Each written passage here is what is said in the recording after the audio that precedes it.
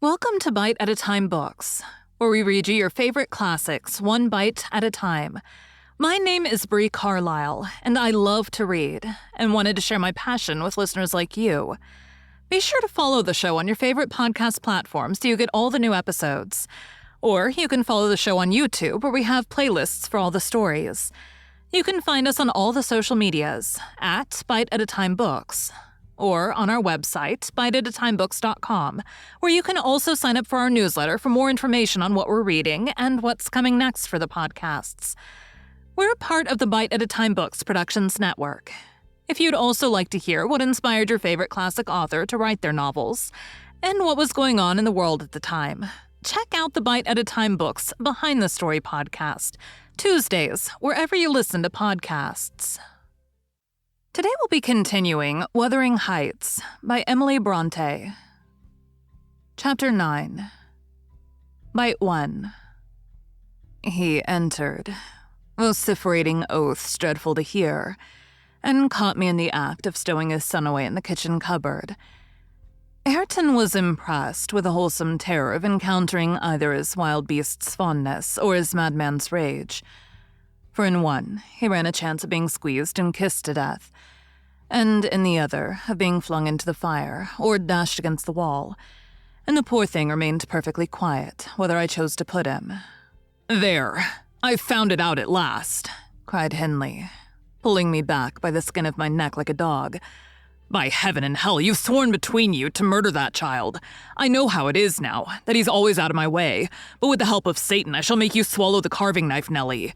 You needn't laugh, for I've just crammed Kenneth head downmost in the Black Horse Marsh, and 2 is the same as 1, and I want to kill some of you. I shall have no rest till I do." "But I don't like the carving knife, Mr. Hindley," I answered. "It has been cutting red herrings. I'd rather be shot, if you please." "You'd rather be damned," he said. "And so you shall. No law in England can hinder a man from keeping his house decent, and mine's abominable. Open your mouth." He held the knife in his hand and pushed its point between my teeth. But for my part, I was never much afraid of his vagaries. I spat out and affirmed it tasted detestably. I would not take it on any account. "Oh," said he, releasing me. "I see that hideous little villain is not Hareton. I beg your pardon, Nell. If it be, he deserves flaying alive for not running to welcome me, and for screaming as if I were a goblin.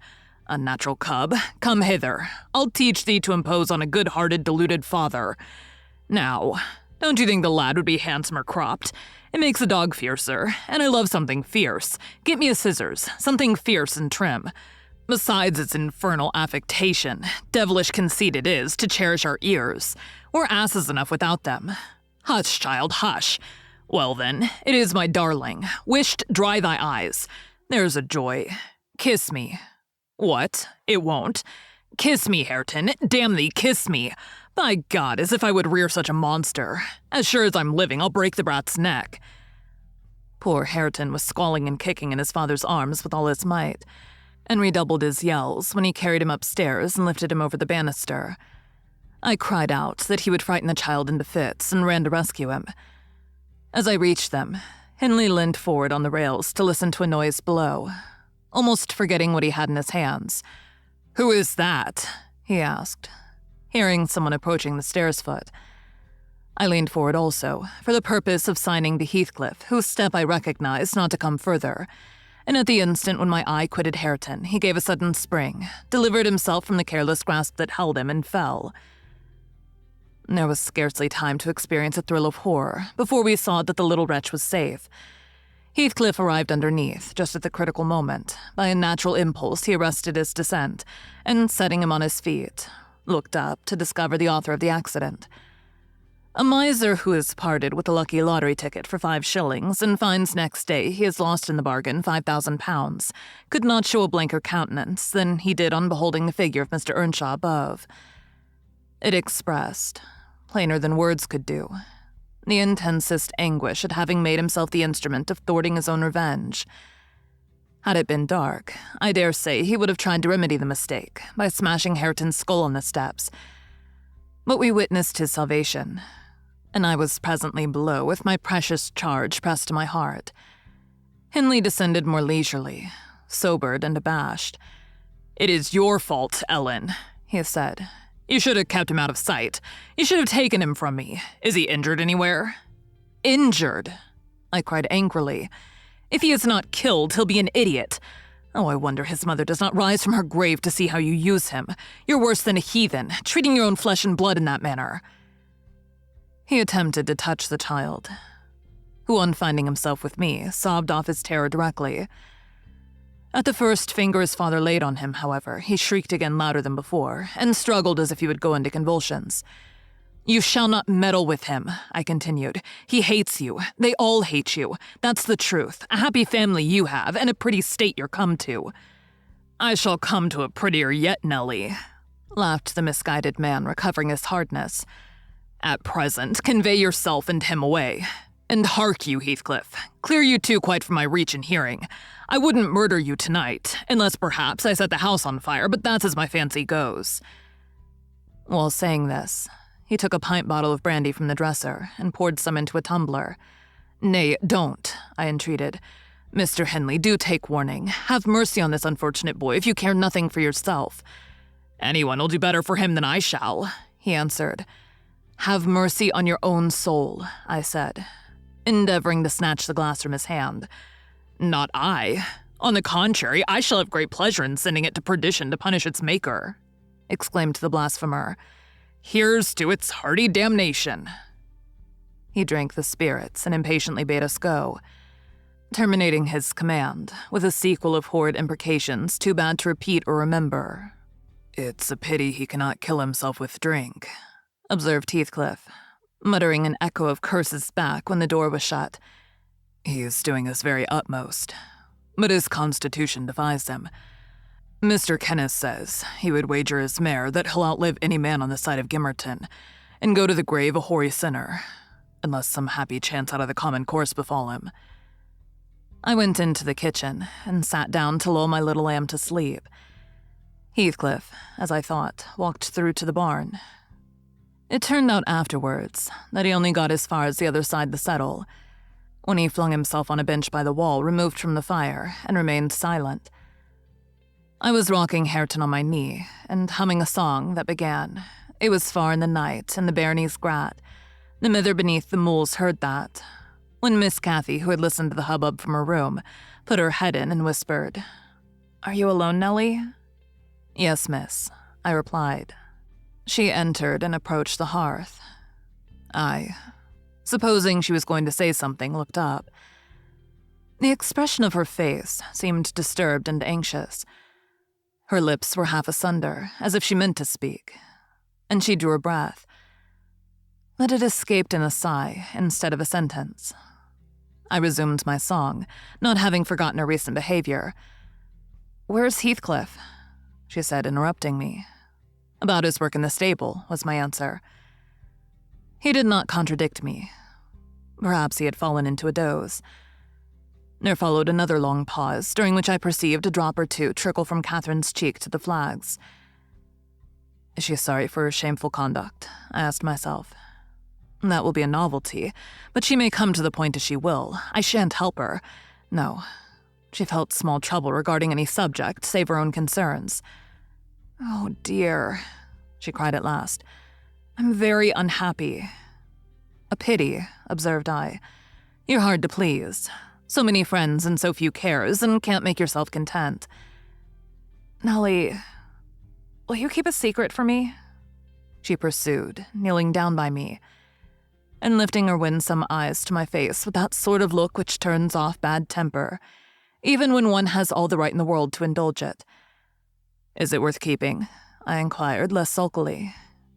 "Yes, and it worries me, and I must let it out. I want to know what I should do. Today, Edgar Linton has asked me to marry him, and I've given him an answer. Now, before I tell you whether it was a consent or denial, you tell me which it ought to have been." "Really, Miss Catherine, how can I know?" I replied. "To be sure, considering the exhibition he performed in his presence this afternoon, I might say it would be wise to refuse him. Since he asked you after that, he must either be hopelessly stupid or a venturesome fool." "If you talk so, I won't tell you any more," she returned, peevishly rising to her feet. I accepted him, Nellie. Be quick and say whether I was wrong. You accepted him? Then what good is it discussing the matter? You've pledged your word and cannot retract. But say whether I should have done so. Do! She exclaimed in an irritated tone, chafing her hands together and frowning. There are many things to be considered before that question can be answered properly, I said sententiously. First and foremost, do you love Mr. Edgar? Who can help it? Of course I do, she answered. Then I put her through the following catechism. For a girl of 22, it was not injudicious. Why do you love him, Miss Cathy? Nonsense, I do. That's sufficient. By no means. You must say why. Well, because he's handsome and pleasant to be with. Bad, was my commentary. And because he's young and cheerful. Bad still. And because he loves me. Indifferent, coming there. And he will be rich, and I shall like to be the greatest woman of the neighborhood, and I shall be proud of having such a husband. Worst of all. And now, say how you love him. As everybody loves. You're silly, Nellie. Not at all. Answer. I love the ground under his feet, and the air over his head, and everything he touches and every word he says. I love all his looks and all his actions, and him entirely and altogether. There now. And why? Nay, you're making a jest of it. It is exceedingly ill-natured. It's no jest to me, said the young lady, scowling and turning her face to the fire. I'm very far from jesting, Miss Catherine, I replied. You love Mr. Edgar because he is handsome and young and cheerful and rich and loves you. The last, however, goes for nothing. You would love him without that, probably, and with it you wouldn't unless he possessed the 4 former attractions. No, to be sure not. I should only pity him. Hate him, perhaps, if he were ugly and a clown. But there are several other handsome, rich young men in the world. Handsomer, possibly, and richer than he is. What should hinder you from loving them? If there be any, they're out of my way. I've seen none like Edgar. You may see some. And he won't always be handsome and young, and may not always be rich. He is now, and I have only to do at the present. I wish you would speak rationally. Well, that settles it. If you have only to do at the present, marry Mr. Linton. I don't want your permission for that. I shall marry him, and yet you have not told me whether I'm right. Thank you for joining Bite at a Time Books today, while we read a bite of one of your favorite classics. Again, my name is Bree Carlile, and I hope you join us tomorrow for the next bite of Wuthering Heights. If you enjoyed our show, be sure to follow us so you get all the new episodes. We would also love for you to drop us a rating on your favorite podcast platform. You can catch us on all the social medias at Bite at a Time Books, or check out our website, biteatatimebooks.com, where you can sign up for our newsletter. Our show is part of the Bite at a Time Books Productions Network. If you would also like to hear about the authors who write the books we read on the show, check out the Bite at a Time Books Behind the Story podcast, wherever you listen to podcasts, or on biteatatimebooksbehindthestory.com.